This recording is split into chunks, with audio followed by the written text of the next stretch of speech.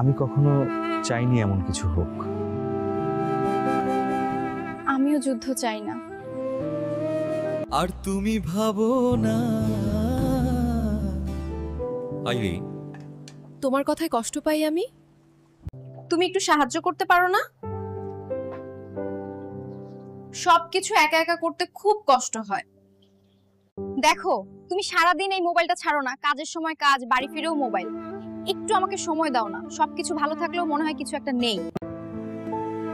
তুমি জানো, এই মোবাইলটা আমাদের জীবনকে ধ্বংস করে দিচ্ছে। আচ্ছা, এখন আবার কি হলো? কি হলো মানে? সারাদিন কাজ, তারপর ফোন, আমার দিকে তাকানো পর্যন্ত মনে রাখো না। তুমি কি অন্য কারো প্রেমে পড়েছো? না, কিন্তু এখন কেন এমন কথা বলছো? আমি তো শুধু একটা কাজের মেসেজ দেখছিলাম। কাজের নামে কত কিছু লুকানো যায়, তাই না? আমি কখনো চাইনি এমন কিছু হোক। আমিও যুদ্ধ চাই না। আমি শুধু আপনার সাথে থাকতে চাই।